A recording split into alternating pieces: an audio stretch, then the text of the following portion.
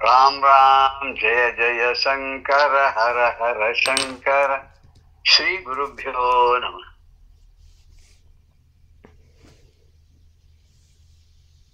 சொல்லக்கரிய பெரிய பரஞ்சுடரே, முக்கச்சுடர் கொழுந்தே, மல்லர்க்கு அருமால் அயன் முதலோர் வழுத்தும் பெரும் சீர்மணிக்குன்றே, புல்லர்க்கு அரிதாம் எளியேன் தன் பிழைகள் யாவும் பொறுத்து இந்த அல்லற்கடல் நின்று எனை எடுத்தே அருள்வாய் உன்றன் அருள் நலமே. நான் சொன்ன விதத்துல இருந்து பார்த்தா ஏதோ வைஷ்ணவ சம்பிரதாயத்துல இருந்து ஒரு பாட்டு எடுத்து சொன்னேனோன்னு தோணும். கிட்டத்தட்ட அது மாதிரி இல்ல. இது நம்ம ராமலிங்க சுவாமிகள் எழுதிய திருவருட்பால இது வருது. இந்த பாடல் என்ன அப்படியே அது ரொம்ப நல்லா அருமையா இருக்கு. அதுல இருந்து அப்படியே எடுத்து நடுவுல சேர்த்துக்கலான்னு. அது எப்பேற்பட்டவா அப்படின்னாக்கா, சொல்லத்துக்கு முடியாத வார்த்தைகள் இல்லாத பெருமைகளை உடைய மேலான ஜோதி வடிவாக இருக்கக்கூடியவன். அவனுக்கு எப்படின்னா 3 கண்கள் இருக்கு. முக்கச்சுடர் குழந்தை, 3 கண்கள், திருநேத்திரங்கள். அவருக்கும் திருநேத்திரம் உடையவன் பேரு, அம்பாளுக்கும் திருநேத்திரின்னு பேரு. முக்கண்ணி அப்படிங்கிற அபிராமி பட்டர். 3 கண்களை உடையவன், நெருப்பு கொழுந்தான வடிவாக நின்ற வந்தவன். அவனை கருப்பான நிறமுடைய திருமாலும் 4 முகத்தை உடைய பிரம்மனும் போற்றி புகழ்கிறார்களாம். அப்படி அவர்களால் போற்றப்பட்ட சிறப்பு வாய்ந்த மாணிக்க மலை போல இருக்கக்கூடியவனா சிவபெருமான். ஏன்னா செக்க சிவந்த மேனிங்கிறதுனால மாணிக்க மலை மாதிரி இருக்கார் அவர். அது ரொம்ப எளிமையானவன் அவன். ஆனாலும் கூட நான் போற்றி பாராட்டக்கூடிய அளவுக்கு பெருமைக்கு உரியதான எந்த காரியமும் நான் செய்யலப்பா. ஆனா நிறைய குற்றங்கள்லாம் நிறைய பண்ணிட்டேனா. அப்படி குற்றங்கள்லாம் பண்ணிருக்க என்னையும் பொறுத்து கொண்டு நீ என்ன பண்ண, இந்த உலக துயரத்திலிருந்து, சம்சார சாகரத்திலேருந்து, இந்த பந்தத்திலேருந்து என்னை நீ எடுத்து நீ கரை சேர்க்கணும் அப்படிங்கிற என்னை எடுத்து விடுத்து உன்னோட அருட்செல்வத்தை தந்து என்னை கரையேற்றணும். இந்த பாபங்கள் நிறைந்த இந்த சம்சார கடலை மொழியை நான் தவிக்கிறேனே, என்ன நீ காப்பாற்றத்துக்கு வரமாட்டியா அப்படிங்கிறது. இந்த சிவபெருமான் எப்படின்னாக்க ரொம்ப எளியவன் தான்.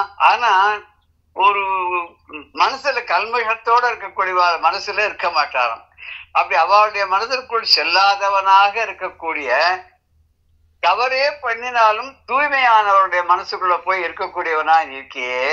அப்படிப்பட்ட நீ என்ன சம்சார கடல்ல இருந்து என்ன கரையேற்றி என்ன காப்பாற்றணும். நீ கருணை கடல் இல்லையா அப்படின்னு அவர் சொல்றார். இதே கருத்து தான் சொல்லும் போது அம்பாளை பத்தி சொல்லிச்சு அபிராமந்தாதியில சொல்லுவார். என்ன அப்படின்னு கேட்டாக்கா, மெய்வந்த நெஞ்சில் அல்லால் ஒரு காலம் கிரகங்கள் பொய் வந்த நெஞ்சில் புகழறியா மடப்பூங்குயிலே அப்படிம்பார். அதாவது மெய்யை தவிர வேறு ஒன்றும் இல்லாத, கல்மஷம் இல்லாத தூய மனதை உடைய அப்பேற்பட்ட உன் அடியார்கள் இருக்கா இல்லையா, அவ மனசை தவிர இந்த பொய்யே பேசி பொய்யான வாழ்க்கை வாழ்ந்து எல்லாருக்கும் தீமையை செய்கின்ற அப்படிப்பட்ட வஞ்சகர்கள் இருக்கால, அவளுடைய நெஞ்சில் புகழ் அறியா மடப்பூங்குயிலே அப்படின்னு. அவளுடைய நெஞ்சுக்குள்ள புகமாட்டார்னார். மாணிக்க வாசகர் சொல்லும் போது என்ன சொல்றார் அப்படின்னாக்க,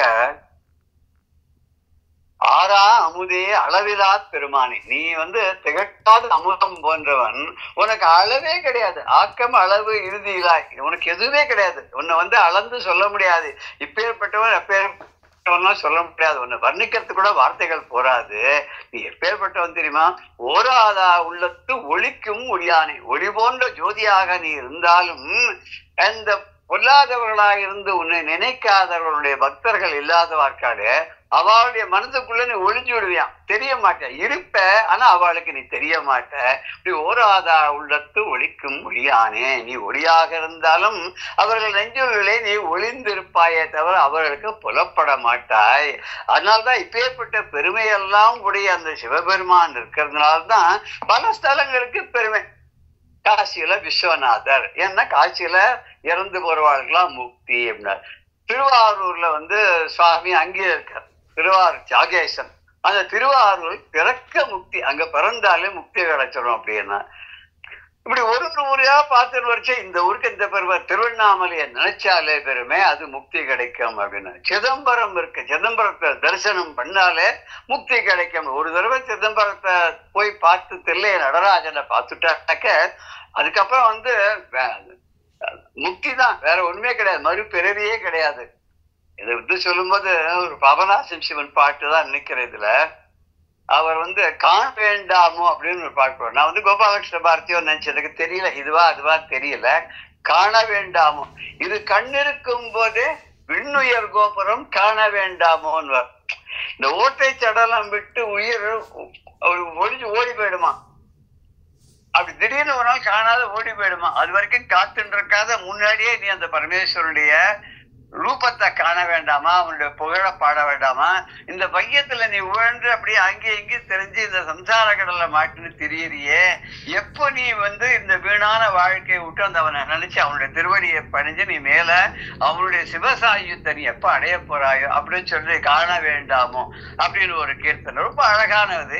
இப்படி பரமேஸ்வரன் இருக்கிற இடத்துக்கெல்லாம் ஒரு பெருமை இருக்கு. 12 துவாதச லிங்கங்கள் இருக்கக்கூடிய கஷேத்திரங்கள்னு இருக்கு. அதுலயே சிலது நம்ம தமிழ்நாட்டுல இருக்க, சிலதெல்லாம் நார்த்ல இருக்க, சிலது ஆந்திர பிரதேசம், இப்படிலாம் இருக்கு இல்லையா. சுவாமிக்கு எத்தனை பேர், மல்லிகார்ஜுனன் அப்படின்னு ஒரு பேரு, கைலாசநாதன் ஒரு பேரு, ராமேஸ்வரத்துல ராமநாத சுவாமின்னு பேரு. இப்படி ஒரு ஊர்ல ஒரு ஏகாம்பரேஸ்வரர் காஞ்சியில இத்தனை இருந்தாலும் அவனே இருந்து அரசாட்சி பண்ண அந்த திரு ஆலவாயின்னு சொல்லக்கூடிய மதுரம்பதிக்கு நிகராக எதா வருமோ, வரவே வராது அப்படின்ற ஒரு ஸ்டாண்ட் எடுத்துக்கிறார் திருவிளையாடல் புராணத்துல. இதேதான் ஆலாசிய புராணத்துலயும் இருக்கும் அப்படின்னு நினைக்கிறேன். நீலகண்ட தீட்சிதர் எழுதியிருக்கிறதுலயும் இதேதான் இருக்கும். அதை ஒருவேளை பின்பற்றி இவரே பண்ணியிருக்காரோ பரஞ்சோதி முனிவர் அப்படின்றதும் நமக்கு தெரியல.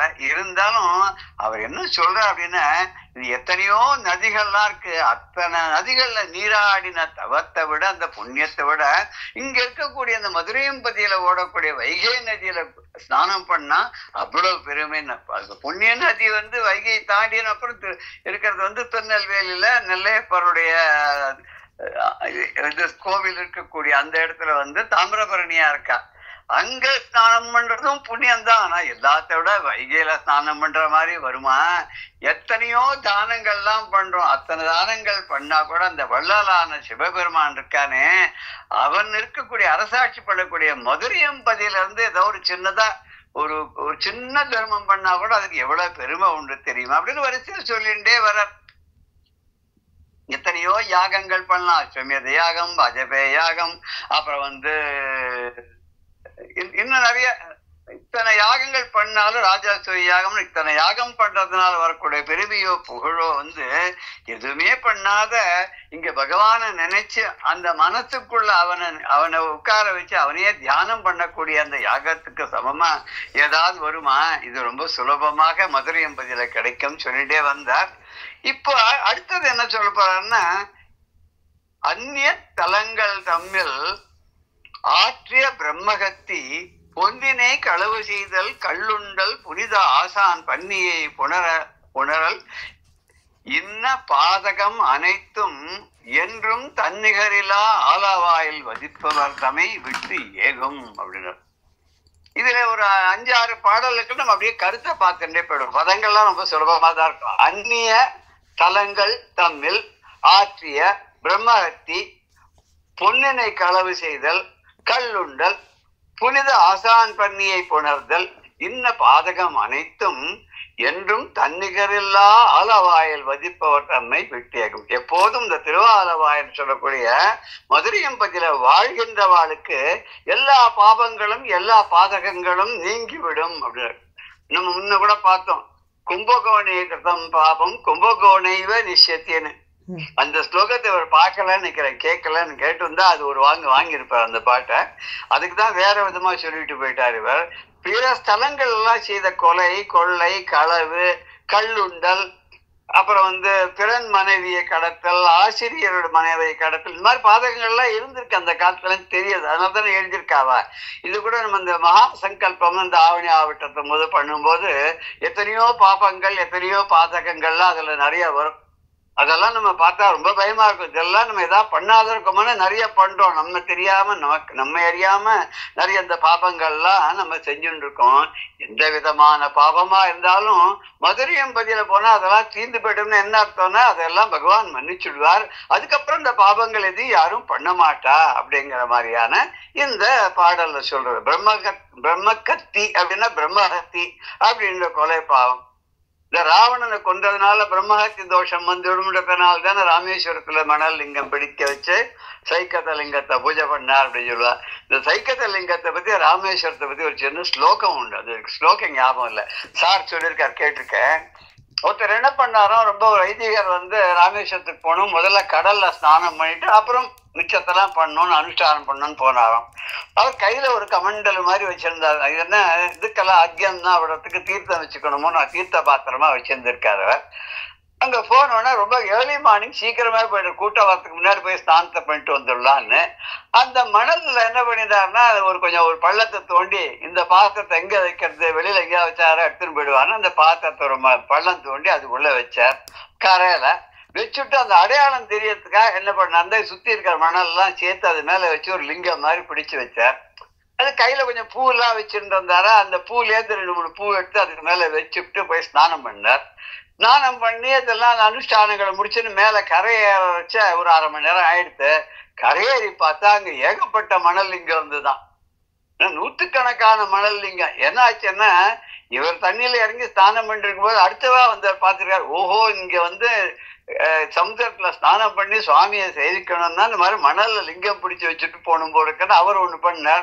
இப்படியே பரவாயில்லாம் ஒருத்தர 100-100கணக்கான பேர் எல்லாம் இந்த மணல் லிங்கத்தை பண்ணி வச்சுட்டு குளிக்க போனா, இந்த முதல்ல போனவர் திரும்பி பார்த்தா தன்னுடைய கமண்டலத்தை எங்க வச்சோன்னு தெரியல, பூஜா பாத்திரம் எங்க வச்சோன்னு தெரியல, எல்லாம் மணல் லிங்கமாவே இருந்தது. அதுக்குதான் ஒரு ஸ்லோகம் கூட உண்டு, அந்த ஸ்லோகத்தை பேஸ் பண்ணிதான் இந்த கதை. அந்த ராமேஸ்வரத்துல அப்படி ஒரு விசேஷம், கடல்ல ஸ்நானம் பண்ணி ராமநாத சுவாமிய பூஜை பண்ணிட்டு வருது, அந்த மணல் லிங்கத்தை பூஜை பண்ணிட்டு வருது. இப்படி எல்லா பாபங்களும் அந்த எதுக்காக ராமேஸ்வரத்துல போய் ஸ்நானம் பண்ணா பாபங்கள்லாம் போறதுக்காக. இதெல்லாம் எதுவுமே பண்ண வேண்டாம், ஸ்நானம் பண்ண வேண்டாம், தரிசனம் பண்ண வேண்டாம், அங்க ஓடி போய் ஊர் ஊரா கஷேத்திரத்துக்கெல்லாம் போக வேண்டாம், தான தர்மங்கள்லாம் பண்ணவே வேண்டாம். வெறும மதுரையம்பதியில இருந்து கொண்டு அந்த சோமசுந்தரேஸ்வர பெருமாளை நினைச்சுட்டாலே போறோம், எல்லா பாபங்களும் போயிடும் அப்படின்னு சொல்லி இந்த பாடல் சொல்றது.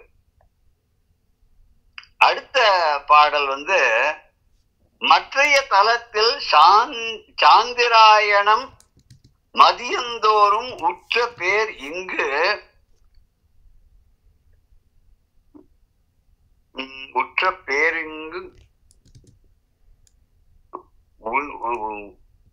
உண்டியால் அடைய பேராகும். மற்றைய தலத்தில் மாதப்பட்டினி பலத்தின் பேரு இங்கு குற்றொரு வைகள் உண்டி ஒழித்தவர் பெரும் பேராகும்.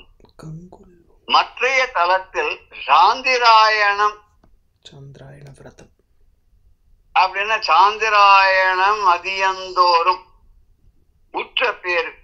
மற்ற ஸ்தலங்கள் எல்லாம் வேற பல கேத்திரங்கள் எல்லாம் போய் சாந்திராயண விரதம் அப்படின்னு ஒண்ணு. இந்த சாந்திராயண விரதம்ன்றதுக்கு நான் கேள்விப்பட்டது என்னன்னாக்கா, இந்த சந்திரன் அமாவாசையில இருந்து ஆரம்பிச்சு கொஞ்சம் கொஞ்சமா சந்திரன் ஒரு கலையா கூடிண்டே வரும் இல்லையா, அப்படி அந்த 15 நாள் கூடிண்டு வரும்போது கொஞ்சம் கொஞ்சமா தன்னுடைய ஆகாரத்தை ஜாஸ்தி பண்ணிட்டு வரும். முதல்ல 1 கவளம், 2 நாள் 2 கவளம், 3 நாள் 3 கவளம், இப்படி 14ஆம் நாளைக்கு தான் 14 கவளம். பௌர்ணமி அன்னைக்கு நல்லா சாப்பிட்டு எல்லாம் பண்ணிட்டு அதுக்கு அடுத்த பிரதமையில இருந்து அமாவாசை வரைக்கும் ஒரு கவளமா குறைச்சுட்டே வந்துருவாளாம் சாப்பாட்டை. அப்படி கடைசியில இந்த மாதிரி விரதங்கள் எல்லாம் பண்றது இருக்கு, இதெல்லாம் இங்க திரு ஆலவாயில பண்ண வேண்டாம், மதுரையில வேண்டவே வேண்டாமா. ஒரே ஒரு இரவு சாப்பிட்டா போறோம், காத்தாலேருந்து சாயங்காலம் வரைக்கும் பட்டினி இருந்துட்டு ராத்திரிக்கு நன்னா சாப்பிட்டா போறோம். இதுதான் கடைபிடிக்கிறா நம்ம இஸ்லாமியர்கள்லாம். என்ன பண்ணுவாங்கன்னா ரம்ஜான் மாசத்துல அவ பகல் முழுக்க ஒண்ணும் சாப்பிட மாட்டா, எச்சல் கூட முழுங்க மாட்டா, அவ்வளவு ஒரு தீவிரமான விரதம். ராத்திரி சூரிய அஸ்தமனத்துக்கு அப்புறம் தான் அவ சாப்பிடுவார். இதே ஜெயின மதத்தை சேர்ந்தவெல்லாம் சூரிய அஸ்தமனத்துக்கு அப்புறம் எதுவுமே சாப்பிட மாட்டான். சூரிய அஸ்தமனம் ஆயிடுச்சுன்னா அதுக்கப்புறம் எந்த இதுவும் ஏன்னா பூச்சி பொட்டுகள்லாம் பறக்கும் இந்த வெளிச்சத்தை கண்டு, அதுகள்லாம் வந்து அந்த இதுல விளக்கில் விழுந்துடும் போயிடும், இல்லை சாப்பாட்டுல விழுந்துடும். அதனால சூரிய அஸ்தமனத்துக்கு முன்னாடியே ஜெயினர்கள்லாம் சாப்பாட்டெல்லாம் முடிச்சுடுவான். இப்படி ஒருத்தர் ஒரு விதமான அவாவா இருந்த கால தேச வர்த்தமானத்துக்கு தகுந்த மாதிரி அவரவருடைய ஆச்சாரியர்கள் என்ன வழியை வகுத்து கொடுத்தாலும் அதுபடி அவெல்லாம் செஞ்சுட்டு இருக்கான். இங்க கஷேத்திரங்கள்லாம் இருக்கு இல்லையா, அந்த கஷேத்திரங்கள்லாம் மாசந்தோறும் பட்னி கடந்து எத்தனையோ விரதங்கள் இருக்கா இல்லையா, அவ எல்லாருமே இந்த திருவாலவாயில ஒரே ஒரு நாள் பட்னி விரதம் இருந்தாலே போதுமா. பல நாள்னா ஏகாதேசி அன்னைக்கு விரதம், மாச சிவராத்திரிக்கு விரதம், பிரதோஷம் வந்தா விரதம், அப்புறம் சோமவார விரதம், இப்படி அமாவாசைக்கு விரதம், இப்படி ஒரு விரதமா வச்சுட்டு இருக்கோம் இல்லையோ. மாசந்தோறும் பார்த்தா அந்த காலத்து மனுஷெல்லாம் நன்னா வளைச்சு கட்டுன்னு சாப்பிடுவான்னு சொல்ல, இது மாசத்துக்கு 5 நாள் 6 நாள் கூட இருக்காது. மிச்சம் எல்லா நாளும் ஏதோ ஒரு விரதம். வெள்ளிக்கிழமை விரதம், பொம்நாட்டிகள்லாம் சாப்பிட மாட்டா, பௌர்ணமி விரதம், ராத்திரி சந்திரனை பார்த்துட்டு தான் சாப்பிடுவா. இப்படி பலவிதமான விரதங்கள் ஒரு கஷேத்திரத்துலயும் இருப்பாளே. அந்த விரதங்கள் எதுவுமே இங்க தேவையில்லை மதுரை அம்பதியில.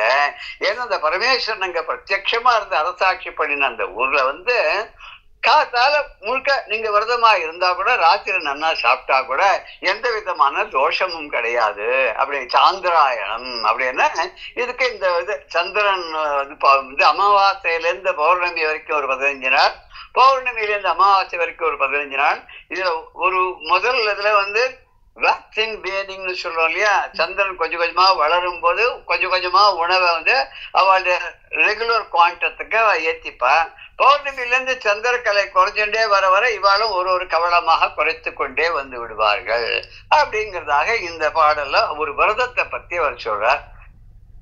அடுத்த பாடல், அயன் நகர் அடைந்து 4 திங்கள் நோன்பு ஆற்றும் பேரு இவ்வியன் நகர் அடைந்து நோக்கும் அட்டமி விரதம் நல்கும். அயன் நகர் எய்தி 6 திங்கள் நோன்பு ஆற்றும் பேரு இவ்விய நகர் சோமவார விரதமே அளிக்கும் அன்றே. அயன் நகர் அடைந்து, அயல் நகர் அயன் நகர், அயல் நகர் அடைந்து அதான் மற்ற கஷேத்திரங்களை எல்லாம் சென்று அடைந்து தரிசனம் பண்ணி 4 திங்கள் நோன்பு ஆற்றும் வேற வேற கஷேத்திரங்களை அடைந்து அந்த இடத்துல 4 திங்கள்னா சாத்துர் மாசியம், 4 மாதங்கள் சாத்துர்மாசிய விரதம் இருக்காளே அந்த பேர். இப்ப சாதாரண சன்னியாசிகள்லாம் பரிவிராஜகர்கள்லாம் இந்த 4 மாசம் வந்து ஆடி மாசம் குரு பூர்ணிமால இருந்து ஆரம்பிச்சு 4 மாசம் இந்த மழை காலம் எல்லாம் முடிஞ்சு பனிக்காலம் வர வரைக்கும் அவ வந்து ஏதோ ஒரு இடத்துலதான் தங்குவாளாம். அவ வந்து கேத்திராடத்துக்கெல்லாம் போக மாட்டா, ஊர் விட்டு ஊரெல்லாம் போக மாட்டா. ஏன்னா ஒரு ரூல் ஒன்று சொல்லுவா, சன்னியாசிகள் வந்து ஒரு ராத்திரிக்கு மேல ஒரு இடத்துல தங்கக்கூடாது, ஒரு வாரத்துக்கு மேல ஒரு ஊர்ல தங்கப்படாது, ஒரு கிராமத்துல தங்கப்படாது, இப்படிதான் நிறைய உண்டு பரிவிராஜகன். இப்பெல்லாம் அப்படி கிடையாது. அதெல்லாம் முடியுமா? இந்த காலத்தெல்லாம் அவளுடைய முக்கியமான கொள்கையே பக்தியை பரப்புறது, மக்களை நல்வழிப்படுத்துறது, அங்கங்க போய் நல்ல விஷயங்கள் எல்லாம் சொல்றது அப்படின்னு வச்சிருக்கா. ஒரே இடத்துல இருக்கிறதுங்கிறது முடியாது இல்லையா. அதனால இவெல்லாம் எல்லா வேற இடங்களுக்கு போனாலும், அயல் நகரங்களுக்கு போனாலும் 4 மாசம் அவ எங்கேயும் போகாத ஒரே இடத்துல வந்து நோன்பு நூற்பார்கள். சில ஊர்ல பார்த்தாக்க 4 மாசம் இருக்கிறது இல்ல. தமிழ்நாட்டுக்கு எல்லாம் பார்க்கும்போது அங்க இருக்கிற சன்னியாசிகள்லாம் வந்து 4 பட்சங்கள் தான் இருக்கா. சாத்துர்மாசியம் பேரை தவிர, சாத்துர்மாசி விரதம் பேரை தவிர அவ வந்து 4 பட்சங்கள், அதாவது 2 மாசம் தான் விரதங்கள் இருக்கா இல்லையா. அதானே, அப்படித்தானே இருக்கா இல்லையா? இல்ல மாறி இருக்கோ? இல்ல ஒருவேளை எனக்கு தெரிஞ்சு எல்லாருமே வந்து 4 பட்சம் தான் இருக்கா, 4 மாசம் விரதம் இருக்கிறது இல்ல. இப்பெல்லாம் அப்படி பண்றது இல்ல, பண்ண முடியறது இல்ல. ஏன்னா அது காலத்துக்கு தகுந்த மாதிரி அவளும் கொஞ்சம் கொஞ்சம் தன்னை மாற்றிக்க வேண்டியிருக்கு இல்லையா. இதுல வந்து 4 மாசமும் வந்து அவ ஒரே இடத்தப்பா. அதுல கூட சில நியமங்கள்லாம் உண்டு சொல்லுவோம். 4 பட்சங்கள் இருந்தாலும் ஒரு பட்சத்திலையும் ஒரு ஐட்டம் அவளுடைய ஆகாரத்துல இருந்து விட்டுருவாளாம். பால், தயிர், மோர், அப்புறம் இன்னும் ஏதோ சில ஐட்டங்கள் இதெல்லாம் வந்து அவ ரெகுலர் அவளுடைய சாப்பாடா சேர்க்கிறதுல கூட இந்த ஐட்டம்லாம் ஒரு மாசம் ஒண்ணுன்னா விட்டுடுவாளாம். அந்த 4 பட்சம் முடிஞ்ச அப்புறம் தான் அது வந்து மறுபடியும் அதெல்லாம் சுவீகரிச்சுப்பா அப்படின்னு கூட சொல்லுவா. இப்படி மற்ற ஸ்தலங்கள்ல சாதுர்மாச விரதம் இருந்து கிடைக்கக்கூடிய பயன் இருக்க. அந்த திரு ஆலவாய் என்று சொல்லக்கூடிய மதுரை எம்பதியில அஷ்டமி ஒரு நாள்ல விரதம் இருந்தாலே போருமா. ஒரு 15 நாள் இருக்கணுங்க அவசியம் இல்ல. ஒரு அஷ்டமிக்கு வளர்பிறையில ஒரு அஷ்டமி, தேய்பிரையில ஒரு அஷ்டமி, இந்த 2 அஷ்டமியிலையும் விரதம் இருந்தா போறோம். சாதுர்மாசிய விரதத்துல என்ன அனுஷ்டிப்பாலோ அதை இந்த அஷ்டமியில அனுசரிச்சா போதும், அந்த பலன் கிடைக்கும். அப்புறம் பிற ஸ்தலங்கள்ல அடைந்து நோக்கும் அஷ்டமி விரதம் நல்கும் அயன் நகர். இது வந்து இந்த வேற எல்லா கஷேத்திரங்கள்ல செய்யக்கூடிய விரதங்களுடைய பலனை வந்து இந்த ஒரு அது வானுலகத்துக்கு சமமான இந்த மதுரை எம்பதியில அஷ்டமி விரதம் இருந்தாலே போறோம்னா, அடுத்தது அயன் நகர் எய்தி 6 திங்கள் நோன்பு ஆற்றும் பேரு. 6 திங்கள் அப்படின்னு சொன்னாக்கா 6 மாசம் விரதம். திங்கள்னா மாசம், 6 மாசம் விரதம் இருக்கிறதான். அது எப்படின்னு தெரியல, அது என்ன விரதம் புரியல நமக்கு. அப்படி 6 மாசம் மற்ற ஊர்கள்ல போய் பண்ணக்கூடிய விரதங்கள், அனுஷ்டிக்கக்கூடிய விரதங்கள்ல ஏற்படைய பலனானது அந்த திரு ஆலவாய்ங்கிற கஷேத்திரத்துல சோமவார விரதம் இருந்தாலே போருமா. சோமவாரம் அப்படிங்கிறது வந்து 6 நாள் தள்ளி ஒரு நாள் சோமவாரம் வந்துடுறது இல்லையா. ஒரு வாரத்திலையும் சண்டே, அப்புறம் வந்து Tuesday, Wednesday, Thursday, Friday, Saturday, திரும்பி சண்டேக்கு அப்புறம் மண்டே சோமவாரம் வந்துடுறது. ஞாயிறு, செவ்வாய், புதன், வியாழன், வெள்ளி, சனி, ஞாயிறு இதுக்குள்ள அப்புறம் வந்து அடுத்தது எங்க மறுபடியும் சோமவாரம் வந்துடுது. 6 நாளைக்கு ஒரு தடவை சோமவாரம் வந்துடுறது இல்லையா. அந்த சோமவாரத்தில் இருக்கக்கூடிய பலன் அது வந்து எப்படி எப்பேற்பட்டதுன்னா 6 மாசம் விரதம் இருந்தா மற்ற ஊர்ல அந்த விரதத்துல கிடைக்கக்கூடிய பலன் எல்லாரும் இந்த வியன் நகர் சோமவார விரதமே அளிக்கும் அன்றே. இந்த சோமவாரத்துல இந்த மதுரையில விரதம் இருந்தா அதுவே எல்லா பலனையும் கொடுத்துடுமே. அயல் நகர்னா மற்ற நகரங்கள், பிற ஊர்கள் அப்படின்னு அர்த்தம். 4 திங்கள் நோன்புக்குதான் சாதுர் மாச உபவாசம் அப்படின்றது. ஆற்றும்னு செய்கின்றன்னு அர்த்தம். அங்கே ஆற்றும் அப்படின்னா திங்கள் தோறும் ஆற்றும் அப்படின்னா மாதந்தோறும் செய்கின்ற அப்படின்னு அர்த்தம். இது வந்து புண்ணியம் என்னென்ன விதமான இதுக்கு எல்லாம் ஈடாக சொல்றாரு. அவ்வளவு அங்க போயெல்லாம் பண்ண வேண்டாம், இங்க சின்னதா துண்டு பண்ணாலே போறோம் அப்படின்ற இல்லையா. இந்த திருமூலர் கூட ஒரு இடத்த சொல்லும் போது யாவர்க்குமா இறைவர்க்கு ஒரு பச்சிலை, ஒரு அந்த சுவாமிக்கு வந்து ஒரு சின்ன பச்சிலை. என்ன பச்சிலைன்னா வில்வத்தை போட்டா சிவபெருமானுக்கு ரொம்ப சந்தோஷம், துளசியை போட்டா ஸ்ரீமன் நாராயணனுக்கு சந்தோஷம், அருகம்புல் எடுத்து போட்டாக்கா விநாயகருக்கு சந்தோஷம். இப்படி இதெல்லாம் வந்து புல் வகைகள்லாம் பச்சை இலை, பசுமையான இலை வகையை சேர்ந்தது. யாவர்க்குமாம் இறைவர்க்கு ஒரு பச்சிலை, அந்த இறைவனுக்கு ஒரு பச்சிலையை போட்டாலே இது எல்லாருக்கும் செஞ்ச தான தர்மங்களுக்கு சமமாகும். யாவர்க்குமாம் உண்ணும் போது ஒரு கையுறை, சாப்பிடும் போது ஒரு பிடி சாதத்தை எடுத்து ஓரமா வச்சுட்டு மிச்சத்தை மாத்திரம் சாப்பிட்டுட்டு அந்த காலத்துல இலையில சாப்பிடுவா. சாப்பிட்டு இதை எடுத்துட்டு போய் தெருல வாசல கொண்டு போய் போடுவா ஓரமா. அப்ப நாய்கள்லாம் ஓடி வந்து அதை சாப்பிடும். ஒரு பழமொழி கூட உண்டு, எப்படின்னா காக்காய்க்கு பகல்ல சாதம் வைக்கணும்பா, நாய்க்கு வந்து ராத்திரி தான் சாதம் போடணும்னு சொல்லுவா. அது என்னத்துக்காக வச்சிருக்கான்றது தெரியல. பித்திருக்கள்லாம் காக்காலாம் ராத்திரிக்கு போயிடும், பகல் நேரத்துல தான் இருக்கும். அது பித்திருக்களை வந்து அது அவளுக்கு சமமா நினைக்கிறதுனால நம்ம காக்காய்க்கெல்லாம் பகல்ல சாப்பாடு போடுறோம். காக்காய்க்கு சாதம் வச்சு விட்டதான் நம்ம வந்து சாப்பிடுறதுன்னு வழக்கம் எல்லாருமே வச்சுருக்கா. வடக்க தெரியாது, தென்னாட்டுல எல்லாருமே அப்படிதான் காக்காய்க்கு சாதம் வச்சு விட்டு தான் சாப்பிடுறதுன்னு வச்சுருப்பா. இந்த நாய்க்கு எதுக்காக சாதம் போடுறேன் அப்படின்னாக்கா அந்த ஊரெல்லாம் காப்பாத்துறது. அது வந்து திருடம் வந்தா குலைக்கிறது, இந்த ஊருக்கு புதுசான ஆசாமிகள் வந்தா குலைக்கிறது, ஒரு வார்னிங் கொடுக்கறது இல்லையா, அன்பெய்டு செக்யூரிட்டி மாதிரி இருக்கிறதுனால நாய்க்கும் போடுவா இல்லையா. அப்படி இத்தனை புண்ணியங்கள் என்னவோ இதுல வந்து இப்படி ஒரு ஒரு கையளவு சாதத்தை வச்சுட்டு நம்ம சாப்பிட்றத கொண்டு போய் வாசல்ல போட்டோம்னா நாய் சாப்பிடுறது, காக்கா சாப்பிடுறது, எறும்புகள்லாம் சாப்பிடுறது, அப்புறம் வந்து மற்ற பறவைகள் வந்து கொத்தி சாப்பிடுறது. இது ஒரு புண்ணியம். பெரிய தான தர்மங்கள் அன்னதானம் எல்லாம் பண்ண முடியாதவா கூட இது பண்ணலான்னு மகாபெரிவா ஒரு சமயம் என்ன பண்ணானாக்க, யாரோ ஒருத்தர் வந்தார், வந்து நமஸ்காரம் பண்ணி பிரசாதம் எல்லாம் கொடுத்துட்டு, நான் வந்து நேற்றுக்கு சகஸ்திர போஜனம் பண்ணி வச்சேன் பெரியவா, பெரியவாருடைய ஆசீர்வாதம் வேணும், நமஸ்காரம் பண்ணிட்டு போலான்னு வந்தேன். என்ன பண்ண சகஸ்ர போஜனத்துக்கு அப்படின்னு கேட்டா, அந்த மாதிரி பெரிய மண்டபம் எடுத்து 1000 பேருக்கு இலை போட்டு அழகா சாப்பாடு கொடுத்து அவளுக்கெல்லாம் வஸ்திரங்கள்லாம் கொடுத்து தான தர்மங்கள்லாம் பண்ணி சகஸ்ர போஜனம் 1000 பேருக்கு பண்ணி வச்சேன். அப்புறம் போயிட்டார். வந்துட்டு சொல்லிட்டு போயிட்டார். உடனே அங்க மடத்துல ஒரு பாட்டி, ரொம்ப வேண்டிய பாட்டியாம். அந்த பாட்டி என்ன பண்றது, ஒரே கண்ணீர் விட்டு அழறாளாம். பெரியவா ஏம்மா அழற அப்படின்னு கேட்டா, தீர்த்தம் வாங்க வந்த போது அழுதுகிட்டே இருந்தா. என்னத்துக்கா அழறேன்னு கேட்ட போது அந்த ஒருத்தர் வந்துட்டு போனாரு, அவர் சகஸ்ர போஜனம் பண்ணி வச்சேன்றார். எவ்வளவு பெரிய பாக்கியம் அவருக்கு, எப்படிப்பட்ட ஒரு வாய்ப்பு கிடைச்சிருக்கு, இதனால எவ்வளவு பெரிய புண்ணியம் அவருக்கு கிடைஞ்சிருக்கு.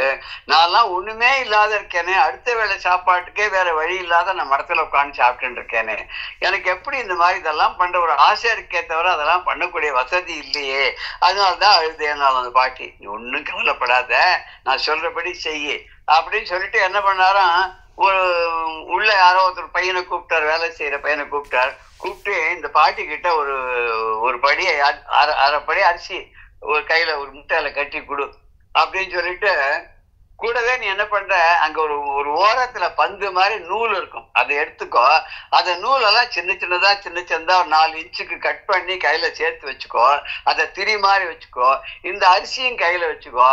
அப்புறம் அந்த தட்டுல சில்லறையெல்லாம் கொஞ்சம் எடுத்துன்னு போய் கொஞ்சம் நல்லெண்ணெய் வாங்கிக்கோ.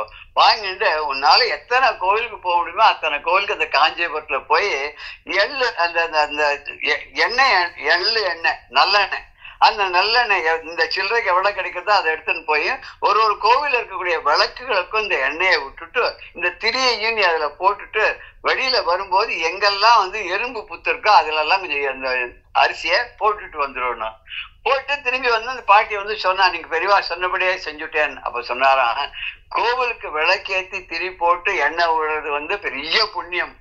அப்படி பண்ணின ஒரு எலிதான் பிற்காலத்துல மகாபலி சக்கரவர்த்தி ஆச்சுன்னு ஒரு கதை கூட உண்டு பாகவதத்துல. நீ அதை செஞ்சதோட இல்லாத என்ன பண்ணேன்னா, அந்த ஒரு படி அரிசியும் கொண்டு போய் எல்லா எறும்பு புத்தினையும் போட்டு வந்ததுனால லட்சக்கணக்கான எறும்புகளுக்கு ஆகாரம் போட்ட. அவர் சகஸ்ர போஜனம் பண்ணி வச்சார். நீ லட்சம் எறும்புகளுக்கு சாப்பாடு போட்டு அத்தனை உயிர்களுக்கு நீ ஆகாரத்தை கொடுத்து புண்ணியத்தை சேர்த்து வந்துட்ட.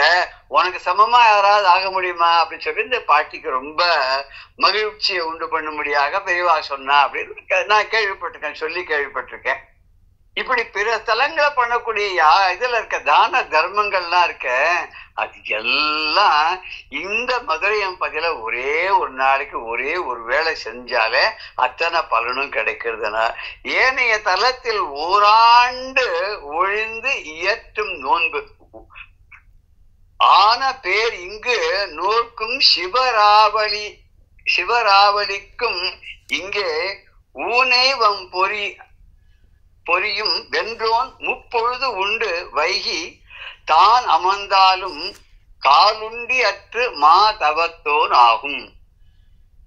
இப்படி புண்ணியத்தை சொல்லிண்டே வரபோது அந்தந்த இடத்துல என்னென்ன புண்ணியங்கள் இருக்கோ கிடைக்கிறதோ அதெல்லாம் இந்த கஷேத்திரமான மதுரையில கிடைக்கிறதுன்னு சொல்லிண்டே வந்தவர் இந்த பாடல் என்ன சொல்றாரு, 246வது பாடல்ல ஏனைய தலத்தில் மற்ற ஸ்தலங்கள்ல எல்லாம் புண்ணிய கஷேத்திரங்கள்லாம் ஓராண்டு உணவு ஒழித்து, ஒரு வருஷம் சாப்பிடாம விரதம் இருந்து ஒரு வேளை சாப்பிடுறது இல்ல ஒரு நாளைக்கு பட்டி, இது மாதிரி பலவிதமான விரதங்கள் ஒரு வருஷம் இருந்து ஒழிந்து உணவை ஒழித்து சாப்பாட்டை ஒழிச்சுட்டு முடியுமா?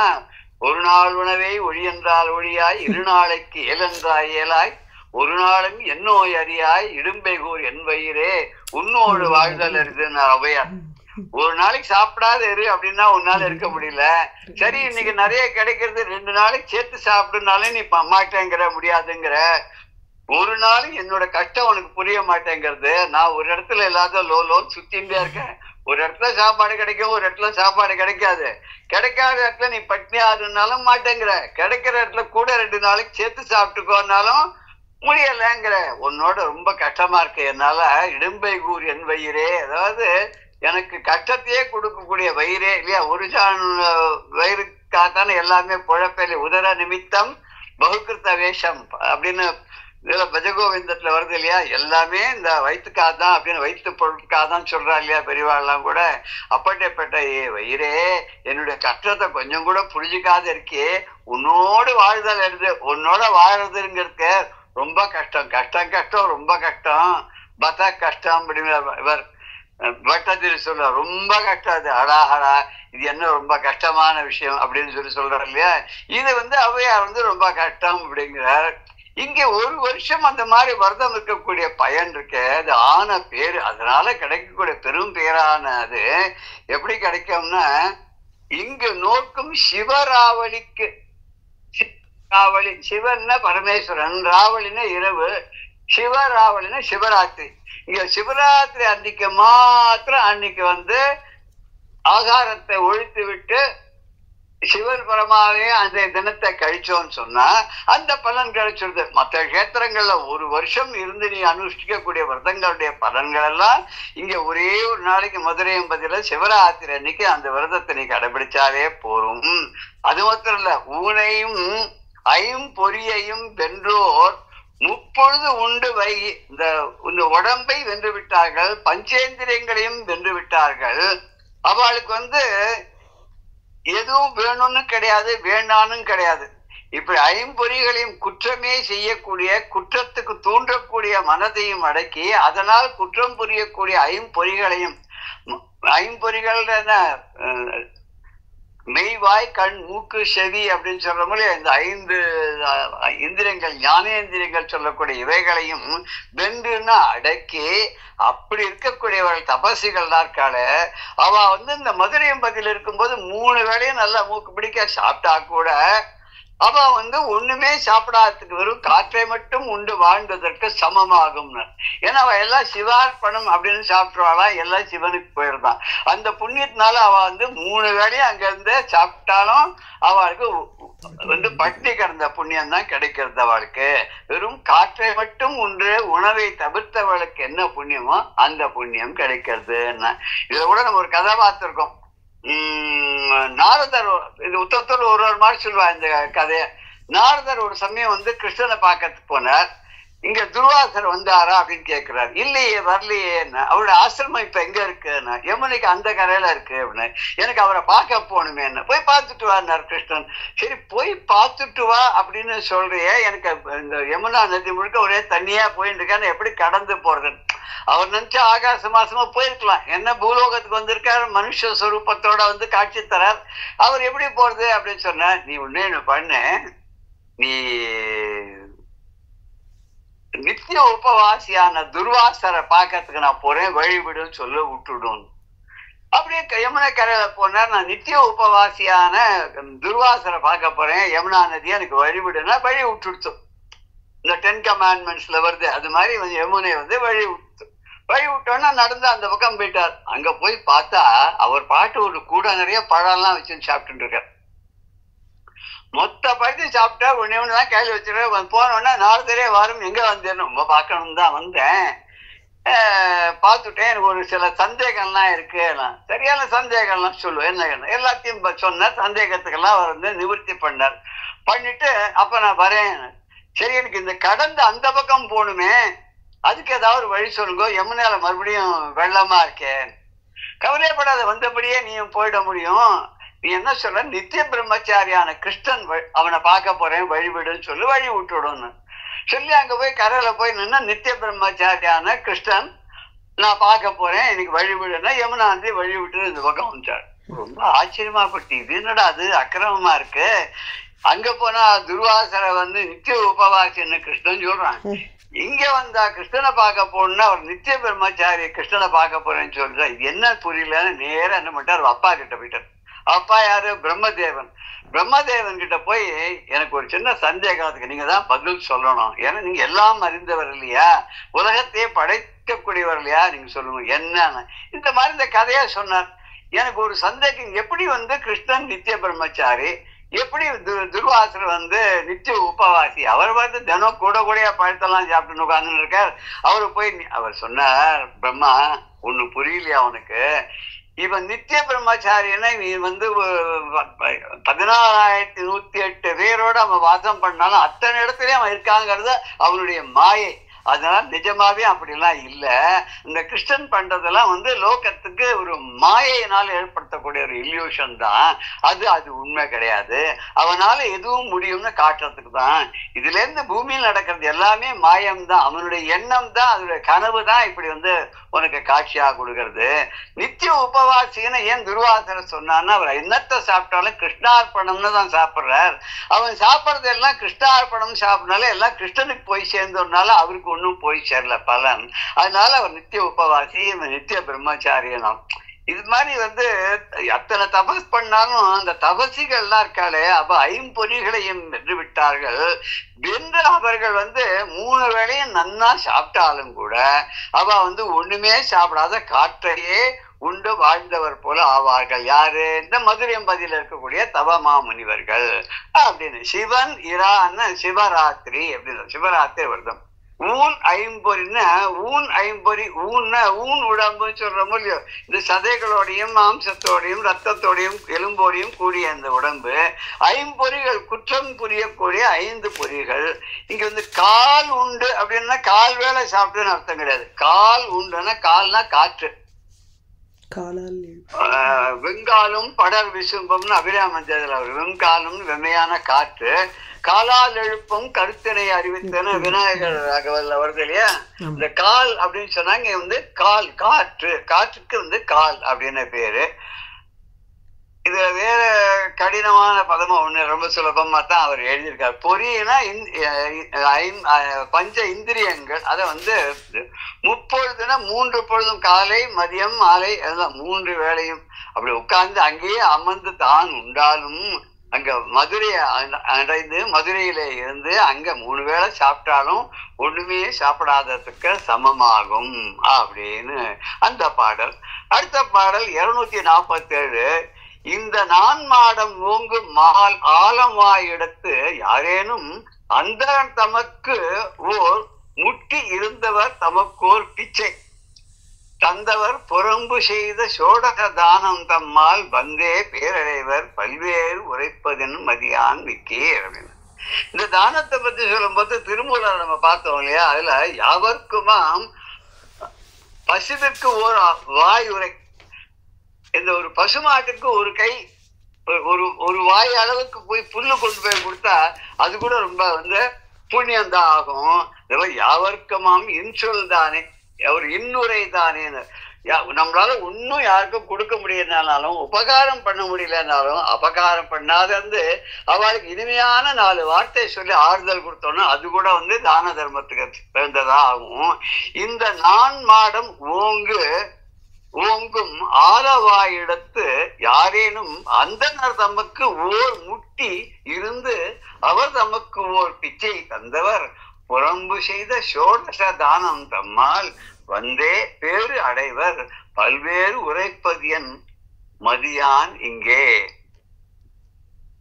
இந்த பாடல் என்ன அர்த்தம்னா, மதியால் மிக்கீர் அப்படின்ற முடியுறது இல்லையா. இந்த பாடல்ல என்ன அர்த்தம்னா, நான்மாட கூடம், 4 மாடங்கள் 4 பக்கமும் கோபுரத்தை உடைய அந்த மாடங்களை சேர்ந்த உள்ள அந்த திரு ஆலவாய் கோவில் இருக்கக்கூடிய அந்த மதுரையம்பதியில ஆலவாயிடத்து ஓங்கும், ஓங்கி உயர்ந்திருக்கக்கூடிய கோபுரங்களை உடைய அந்த திருவாலவாய் என்னும் மதுரையில யாரேனும் யாராவத்தர் அந்தனர் தமக்கு ஓர் முட்டி இருந்து, அந்தனர் தமக்குன்னா பிராமணர்களுக்கு என்ன வேதம் சொல்றாளே அவளுக்கு வந்து வேற எந்த விதத்திலையும் அவ சம்பாதிக்க கூடாது, வேதத்தையும் ஃப்ரீயா தான் சொல்லி தரணும்.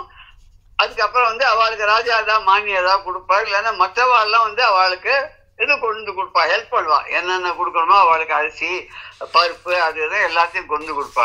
அப்படி ஒரு அந்தனருக்கு ஒரு பிடி அரிசி கொடுத்தா அப்புறம் ஒரு படி கூட கொடுக்க வேண்டாம், ஒரு பிடி அரிசி அப்படி கொடுத்தாக்க அது ஒரு புண்ணியம்.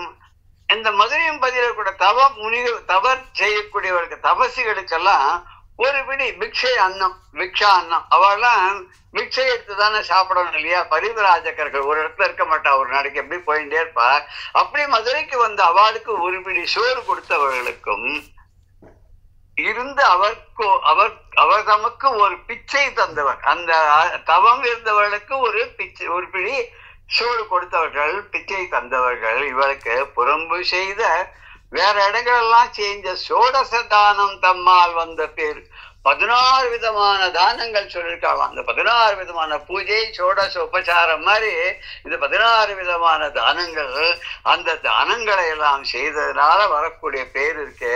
அந்த பேரு அதி சுலபமாக இந்த ஊர்ல இருக்கவளுக்கு கிடைச்சிடும். இது என்னது பெரிய ஆச்சரியம் இல்லையா? இது இந்த ஊர்ல ஒரு சாதாரணமா என்ன பசிச்சவாளுக்கு ஒரு படி அன்னம், அந்த அளவுக்கு ஒரு பிடி அரிசி கொடுத்தாலே எத்தனையோ தான தர்மங்கள் செய்த புண்ணியம் இந்த மதுரை எம்பதியில இருக்க வாழ்க்கை கிடைக்கிறது. முட்டின்னா முஷ்டி, ஒரு கை அளவு, ஒரு கையில அவ்வளவு ஒரு அரிசி இருக்கு அந்த அளவு. ஒரு பிச்சைன்னா கையளவு சாதம் கொடுக்கறது. புறம்புனா மற்ற இடங்கள் வேற இடங்கள்லாம். சோடசம்னா 16, மதியால்னா அறிவால்னு அர்த்தம். அடுத்த பாடலும் கிட்டத்தட்ட அதே ஐடியால் தான் சொல்றது. பல்வகை தலங்களெல்லாம் வைகிய பயனும், பல்வகை தலங்களெல்லாம் வைகிய பயனும், என்றும் பல்வகை தீர்த்தமெல்லாம் ஆடிய பயனும், என்றும் பல்வகை தானமெல்லாம் நல்கிய பயனும், என்றும் பல்வகை தான பூஜை பண்ணிய தவத்தின் பேரும். இதுல இன்னும் அடுத்து சொல்லிட்டே போறார். அதனால இங்க ஒரு காமா, பல வகையான திருத்தலங்கள்ல போய் வாழ்வதனால ஒரு புண்ணியம். காசியில இருக்கேங்கிறா, அப்புறம் ராமேஸ்வரத்துல இருக்கேங்கிறா, கன்னியாகுமரியில இருக்கேங்கிறா, அப்புறம் திருவண்ணாமலையில இருக்கேன் போயிருக்கேன், திருவாரூர்ல இருக்கேங்கிறா, தில்லையில போய் வாழறேங்கிறா, மயிலையம் பதியில போய் வாழறேங்கிற. அப்படி பலவிதமான புண்ணிய கேத்திரங்களை, திருப்பதியில வாழறது, ஸ்ரீரங்கத்துல வாழறது, திருவல்லிக்கேணியில வாழறது, இப்படி பல ஊர்கள்ல வாழக்கூடியதுனால ஏற்படக்கூடிய புண்ணியங்கள். அந்த ஊர்ல இருக்கிறதுனால தினம் அந்த ஊர்ல இருக்கக்கூடிய சுவாமியை போய் பார்க்கக்கூடிய வாய்ப்பு இருக்கு. அந்த ஊர்ல சின்ன சின்ன தான தர்மங்கள் பண்ணக்கூடிய வாய்ப்பு, பிறருக்கு சின்ன சின்ன உபகாரங்கள் உதவிகள்லாம் பண்ணக்கூடிய ஒரு வாய்ப்புகள்லாம் கிடைக்கிறதுனால ஏற்படைய தவம் மாதிரி இதனால ஏற்படக்கூடிய பயன் இருக்கு. அது ஒரு பக்கம் இருக்கட்டும். இப்படி பலவிதமான ஸ்தலங்கள் எல்லாம் போய் வசிக்கக்கூடியதுனால ஏற்படக்கூடிய பயன்கள். அப்ப என்னைக்கும் பல வகையான தீர்த்தம் எல்லாம் ஆடிய பயன். கங்கையில குளிச்சேன் 7 நாட்கள். கங்கேச்ச யமுனே சைவ கோதாவரி சரஸ்வதி நர்மதே சிந்து காவேரி இத்தனை தீர்த்தங்கள்லயும், அதுக்கப்புறம் நர்மதா நதியிலையும், கோதாவரி நதியிலையும், அப்புறம் கிருஷ்ணா நதியிலையும், பாலாறுலையும் தண்ணி இருந்தாக்க பாலாறுலையும், வைகை நதியிலையும், அப்புறம் தாமிரபரணியில, காவேரியிலேயே தலக்காவேரி, காவேரியிலேயே ஸ்ரீரங்கப்பட்டினம், காவேரியிலேயே ரங்கநாதர் இருக்கக்கூடிய ஸ்ரீரங்கம், காவேரியிலேயே கும்பகோணம், தஞ்சாவூர், மாயவரம், இப்படி எல்லா இடத்துலையும் கடைசியில காவேரி கடல்ல சேரக்கூடிய காவிரி பூம்பட்டினம், இத்தனை இடத்துலையும் போய் ஸ்நானம் பண்ண அலகாபாத் இருக்கக்கூடிய பிரயாகல, இப்படி ஒரு இடத்துலயும் ஸ்நானம் பண்ண அத்தனை புண்ணியங்களும், தீர்த்தமாடிய புண்ணியங்களும், பாபம் போறதுக்காக தானே இல்லையா அந்த நதியில ஸ்நானம் பண்ணியிருந்தா பாபம்லாம் இது வரைக்கும் பண்ண பாபம்லாம் போயிடுச்சு அப்படின்ற ஒரு நம்பிக்கையினால போய் அங்க ஆடிய பயனும், நீர ஆடிய பயனும், பல்வகை தானமெல்லாம் நல்கிய பயனும். அப்படியே கொடுத்து கை சிவந்துதான் கர்ணனுக்கு. எது கேட்டாலும் அப்படியே கொடுத்துருவாங்க. இல்லைன்னு சொல்லாத ஒரு வள்ளலாக வாழ்ந்த கண்ணன் அப்படின்னு எல்லாரும் கர்ணன் எல்லாரும் சொல்றா இல்லையா? அப்படிப்பட்ட அந்த கர்ணன் மாதிரி எத்தனையோ தானங்கள், யாரு கேட்டாலும் தானம் கொடுக்கறது. அவன் ஒரு தடவை நதியில ஸ்நானம் பண்ணிட்டு இருந்தான். கையில தங்க கிண்ணத்துல எண்ணெய் வச்சுன்னு தலையில தேய்ச்சுன்னு ஸ்நானம் பண்ண போறான். அப்போ ஒருத்தர் போய் கேட்டாரான், எனக்கு ஏதாவது தானம் கொடு அப்படின்னு. அவன் உடனே அந்த இடத கையில வச்சுட்டு இருந்தான் எண்ணெய் கிண்ணம். அப்படியே கொடுத்துருவாங்க. அந்த அந்தனருக்கு ரொம்ப கோபம் விட்டான். என்ன நீ எனக்கு இடத கையால கொடுக்குற அப்படின்னு. அவன் சொன்னானா, இந்த இடத கையில இப்ப நீ எனக்கு இங்க ஸ்நானம் பண்ற இடத்த கேட்டா எங்கிட்ட எனக்கு இந்த எண்ணெய் கிண்ணம் ஒண்ணுதான் இருக்கு தங்கத்துல. நான் இடத கையில இருந்து வலது கைக்குள்ள மாத்திக்கிறதுக்குள்ள என் மனசன் மாறலாம், இல்ல நானே இல்லாத போகலாம், இல்ல என் கையில இருக்கிற எண்ணெய் கிண்ணத்தை ஒரு காக்கா கொத்தின்னு போயிடலாம், அது உமக்கு கிடைக்கிற பாக்கியம் இல்லாத போகலாம். அது இருக்கக்கூடாதுன்றதுக்குதான் உமக்கு நான் கொடுத்தேன்னு சொன்னானா. அப்படி தான தர்மங்கள் பண்ண பயனும், பல்வகை தானம் பூஜை பண்ணிய பயனும். எல்லாருக்கும் தானம் கொடுத்தது, அது தவிர இல்லாத எல்லாருக்கும் பூஜை எல்லாம் பண்றது. இப்படி பல பூஜைகள், பலவிதமான பூஜை. ஒரு நாள் ஒரு சோமவார பூஜை, செவ்வாய்க்கிழமை பூஜை, வெள்ளிக்கிழமை பூஜை, இப்படி பலவிதமான பூஜைகள் எல்லாம் பண்ண புண்ணியம், தவங்கள் செய்த புண்ணியம். இது எல்லா புண்ணியமும் எங்க கிடைக்கும் அப்படின்னா இந்த மதுரையில வாழ்றவாளுக்கு அதி சுலபமாக கிடைச்சிடும். சுலபத்தையா ஹஸ்தலப்தே அப்படின்னு சொல்றாரு. ரொம்ப சுலபமாக கையில அப்படி உள்ளங்கை நெல்லிக்கனி மாதிரி அப்படி கிடைக்கிறது கையில சுலபமாக கிடைக்கும் போது என்னத்துக்கு இங்க அங்கெல்லாம் ஓடிட்டு இருக்கணும், நம்ம ஓட வேண்டிய அவசியமே இல்லையே அப்படின்னு சொல்லி இந்த பாடல் சொல்லி இன்னும் என்னென்ன பயன்லாம் வரப்போகுது அப்படிங்கிறத 249வது பாடல்னு சொல்ல போறார். இதை நம்ம அடுத்த செஷன்ல இந்த பாடலை நம்ம தொடர்ந்து பார்க்கறது இருக்கோம். அது வரைக்கும் ஜெய ஜெய சங்கர ஹர ஹர சங்கர ஸ்ரீ குருபியோ நம. ராம் ராம்.